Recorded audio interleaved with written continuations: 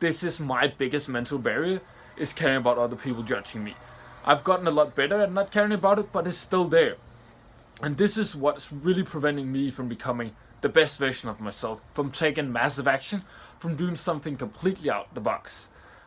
Today's video is a continuation of my last video where I talked about why you shouldn't care about other people's opinion and what they think of you. So today I want to go down the path of why you and I are really caring about what other people think of us. And I believe that the number one reason why that's the case is because of our egos. And why I had an ego in the past, I had this huge ego, was not because of my accomplishments, but my lack of accomplishments.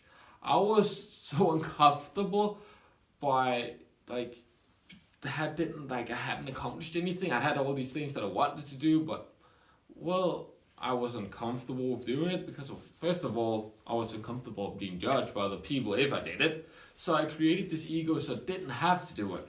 So for example, let me give you two examples. One where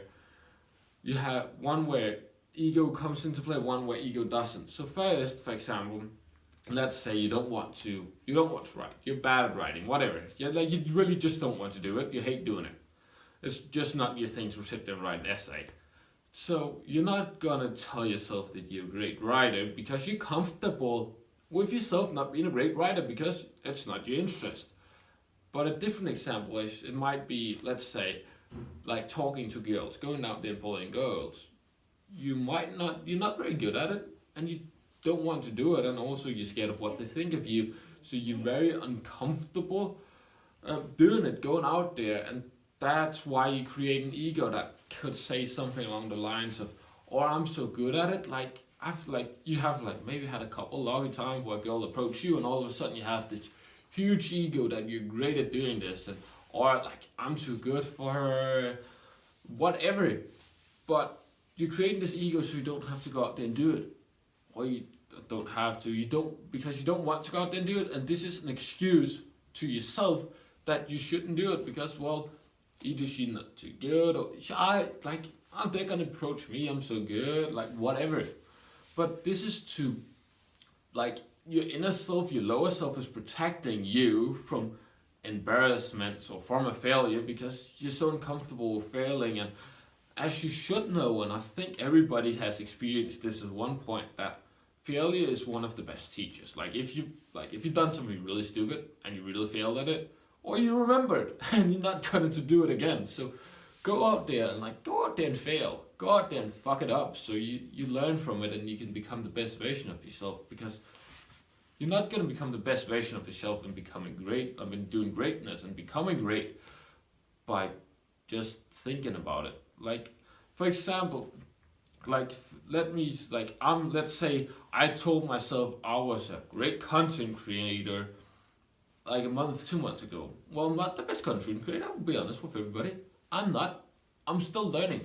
But how the fuck can I expect to be the greatest content creator before I even put my first video out? I haven't even done anything towards it. I can't be the fucking best by just procrastinating about it. That's not possible. You're not gonna if you read Think and Grow Rich, you know the where he talks about you should think about something and you're going to become that by really having the desire and all these things. Well, the desire and the faith and the other things that is talked about in that book is really to make you go out there and do it. You're going to think so much about it, becoming so obsessed with the vision, the dream in your mind, that you go out there and do it. You just don't sit there and think, and meditate, just sitting here and meditating. That's not gonna give you the results, not at all. You need to go out there and really start doing it, and meditate sometimes to gain the spirituality, to gain the faith, to gain the drive, the passion, and just to gain peace within yourself, and also take some time to sit and analyze your actions. I've created a method that's called the 3 A's, or a way of doing things is called the 3 A's, where you take action, you just go out there and do it. Then you analyze what you have done, and then the last is you adapt, you pivot to what you have learned from analyzing your actions, And then you just go over again, like take action with what you learned, and then you analyze it and adjust again. That's really the way of doing it.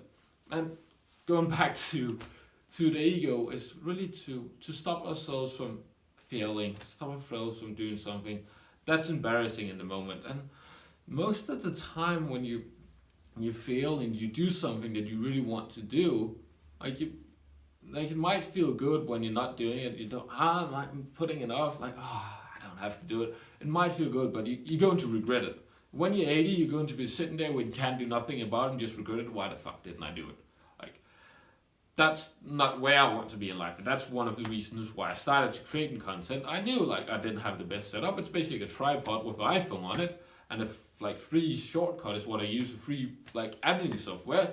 It's very budget. But I'm doing it because I know if I didn't do it, I would regret it when I'm old and it's hard for me to do it. I can't do it. Like, I would regret that I didn't do it.